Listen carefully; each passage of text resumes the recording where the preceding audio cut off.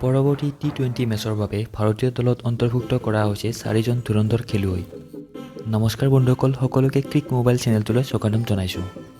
এই ভিডিঅ'টোত মই আপোনালোকক ভাৰত আৰু নিউজিলেণ্ডৰ দ্বিতীয়খন মেচ কেতিয়া হ'ব, দ্বিতীয়খন টি20 মেচৰ বাবে ঘোষিত হোৱা দলটোত কোন 4জন ধুৰন্ধৰ খেলুৱৈক অন্তৰ্ভুক্ত কৰা হৈছে এই সকলোবিলাক খবৰ আপোনালোকক জনাম।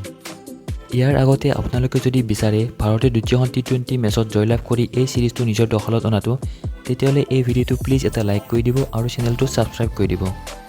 তেন্তে বলক পলম নকৰি ভিডিঅ'টো আৰম্ভ কৰোঁ। ভাৰত আৰু নিউজিলেণ্ডৰ মাজত 3খন মেচৰ এটা টি20 সিৰিজ আৰম্ভ হৈছে। এই টি20 সিৰিজৰ প্ৰথমখন মেচ বৰষুণৰ কাৰণে ড্ৰ কৰি দিয়া হৈছে, যাৰ কাৰণে ভাৰতীয় দলটোৰ চিন্তা বাঢ়ি গৈছে। কাৰণ প্ৰথমখন টি20 মেচ কালি অৰ্থাৎ 18 নৱেম্বৰত হোৱা কথা আছিলে। নেৰানেপেৰা বৰষুণৰ কাৰণে মেচখন 5 অভাৰৰ মেচো নহ'ল। শেষত মেচখন ড্ৰ কৰি দিয়া হ'ল। ড্ৰ কৰি দিয়াৰ পাছত এই সিৰিজটোত থাকিলে অকল 2খন মেচ। যদি ভাৰতীয় দলে সিৰিজটো নিজৰ হাতলৈ আনিব বিচাৰে, তেনেহ'লে 2খন মেচতে ভাল জয়লাভ কৰিব লাগিব। সেইকাৰণে ভাৰতীয় অনুৰাগীসকলে এইটো জানিবলৈ ইচ্ছুক হৈ আছে যে হাৰ্দিক পাণ্ডিয়াৰ কেপ্টেইনশ্বিপত দ্বিতীয়খন টি20 মেচৰ কাৰণে টিম ইণ্ডিয়া কোনটো প্লেইং 11ৰ সৈতে খেলপথাৰত নামিব। সেয়ে বন্ধুসকল, মই আপোনালোকক জনাম ভাৰতীয় ক্ৰিকেট দলৰ টিম 11 কি। পোনপ্ৰথমে বেটিং লাইনত ডাঙৰ পৰিৱৰ্তন কৰা দেখা গৈছে। বেটিং অপেনাৰ হিচাপে সুমন গিল আৰু ঈশান কিষাণৰ জৰি দেখিবলৈ পোৱা যাব। এই দুয়োজন বেটছমেনেই প্ৰতিভাৱান বেটছমেন হয়। টি20 IPLত সুমন গিলে অপেনিং কৰি বিস্ফোৰক খেল প্ৰদৰ্শন কৰে। যোৱা বছৰ সুমন গিলে গুজৰাট টাইটান্ছৰ হৈও বহুত ভাল খেল প্ৰদৰ্শন কৰিছিল। আমি আশা কৰিব পাৰোঁ যদি সুমন গিলে ভাল খেল প্ৰদৰ্শন কৰে, তেন্তে পৰৱৰ্তী সময়ত KL ৰাহুলৰ ৰিপ্লেচমেণ্ট হিচাপে দেখা যাব। ইফালে ঈশান কিষাণৰ বিষয়ে যদি কওঁ, এইজন বেটছমেনৰো টি20 ৱৰ্ল্ড কাপৰ আগতে বহুত ভাল প্ৰদৰ্শন আছিল। ওৱান ডে মেচত এওঁ বিস্ফোৰক বেটিং কৰি দৰ্শকক আমোদ দিবলৈ সক্ষম হৈছিল।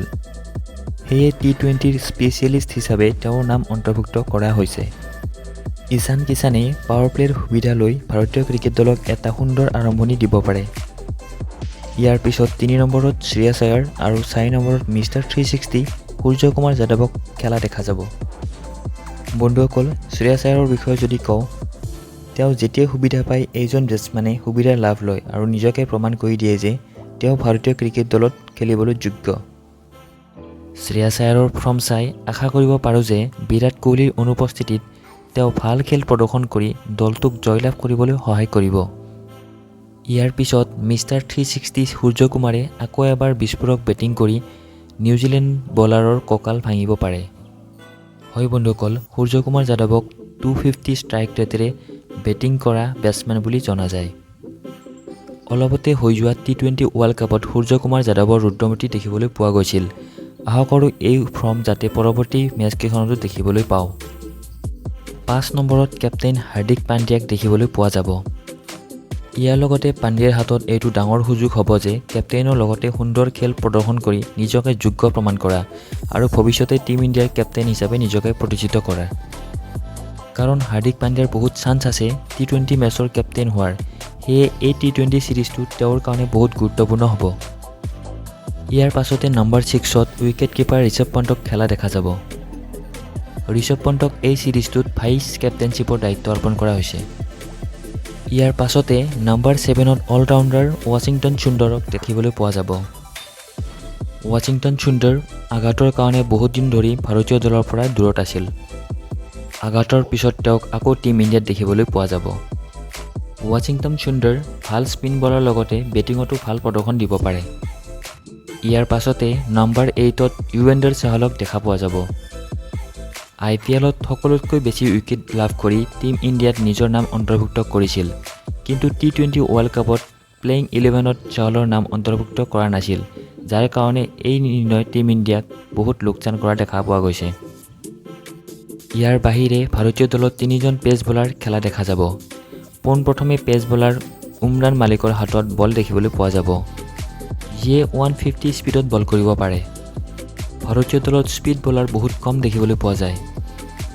হয় বন্ধুসকল, ভুৱনেশ্বৰ কুমাৰ, মহম্মদ শামী এইসকল এভাৰেজ স্পীড বলাৰ হয়।